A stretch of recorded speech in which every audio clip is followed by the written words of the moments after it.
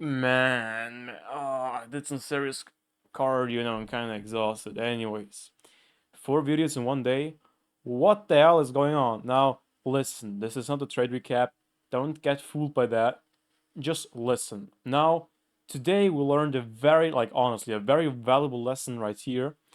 And yeah, just to make a little recap of that, originally my entry was, I think, somewhere here, and I got stopped out because I thought in the 50 minutes we have, nah man, we have here some protected liquidity, but I wasn't sure if this is like valid on the lower time frames because typically, this protected swings are like super strong on the 1 hours, but on the lower time frames, I know it doesn't work on the 5 minutes, and I tried on the 50 minutes, and we gained some new data, so we know it only works very well on the 1 hour, probably also above, but I will only use it on the 1 hour for now.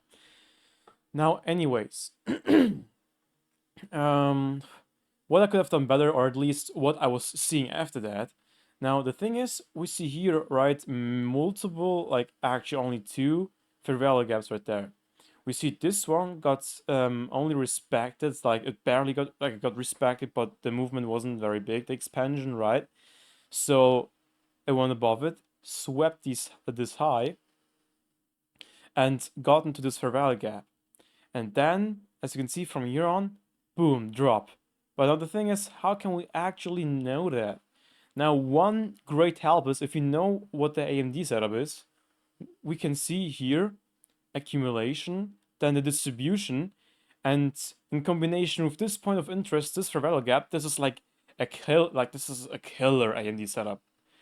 So from there on, entering off here, maybe a bit below to see if price is going to go any higher, probably entering off somewhere here, and then targeting this swing low. And as we can see, boom. Phew. All right. Now let's get back to the back testing I did, because the thing is, when you learn from your mistakes, this is very good, honestly. But the thing is, I don't want to only do mistakes. I also want to keep, if you get me, like keep trading and being right from the beginning and not overlooking the different things. So I was back testing it. I wasn't paper trade. I was just kind of watching price action where I would have entered. And now let's look at this. Of course, we see here the distribution, right? And we see here a for value gap, but it was not getting there. But what do we also see on the 5 minutes is right there, accumulation is going on. And what happened after that later? Yeah, it's close below that area of consolidation. So it's probably more likely to go down. Not only that, we also have here a for value gap. Well, actually, I wasn't entering from the beginning here because, as you remember, we have also here a point of interest. So this could also be, like a zone where price is trying to draw to. And then I was watching, and then it was going down, actually further down, and I wasn't really thinking it is going to retrace there. Like I was still aware of the possibility, and I would take this as a risk, and that's the reason why I put my stop loss at the bottom of this fair value gap. But yeah, the closure below this consolidation area was also the confirmation, if you get me. Because I forgot to mention this, because on the other setup, I knew that I'm going to get stopped out as soon as the 5 minute close above this.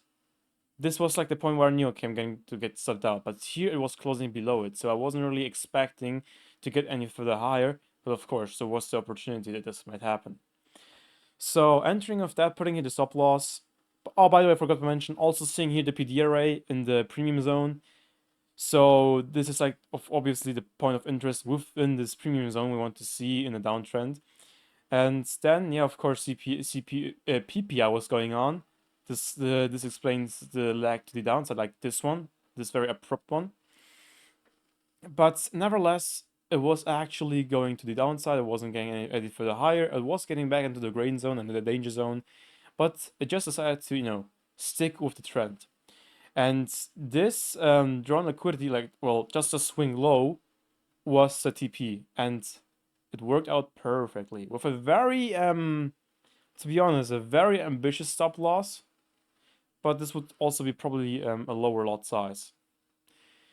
So yeah, this is good to see, like getting better and better and better, and also seeing like the different things because I really was overseeing this potential AMD setup after I got subbed out. Like really, especially I maybe should have been more focused, more concentrated when I saw it got close above it, or at least where it was spiking to the upside. But I was already done as soon as I got subbed out, and I wasn't paying any more attention.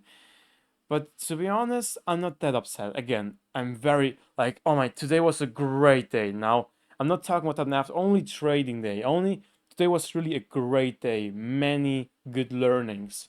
Also, I was correct with my buys on UCCHF. It took out this high, as you can see. Oh man, I love to be right. But yeah, you should not get too addicted to that. Because again, if I would have entered here, because my stop loss would be at this bottom from this Favela gap, I would not get stopped out, and actually it would have hit TP. So let's actually see how big the RR is. 11, crazy. Yeah, but that's the thing with UCCHF. It has like crazy rallies, and that's the reason why I love to trade this pair. So yeah, now one thing I have to mention, I'm a bit guilty with my one life account with very little equity on it. I was going long from here, and we can see it failed to get there in this run, so I got subbed out with this move.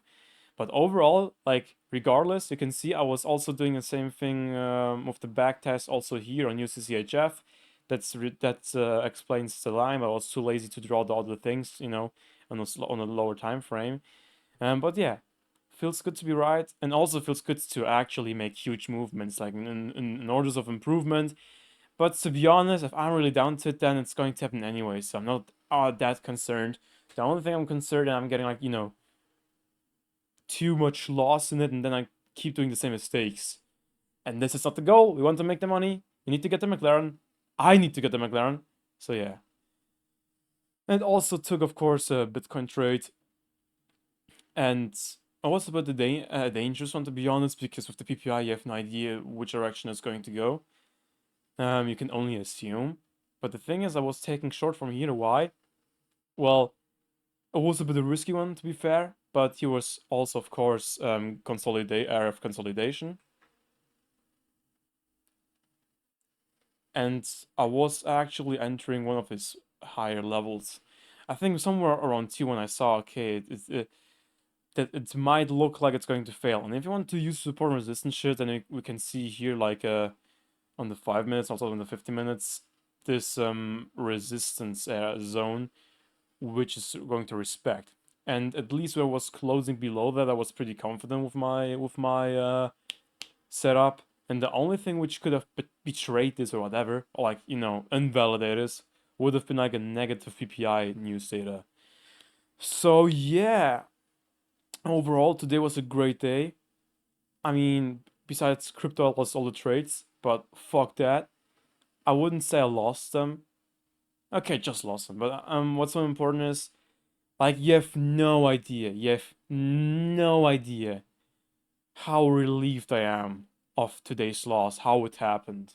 Because imagine this aim setup wouldn't have occurred, and I just would believe that secured, sorry, protected swings on the 50 minutes are also valid. This actually could have put me in a very annoying or difficult situation overall. So today, thank God for that. So yeah, that being said, cheers.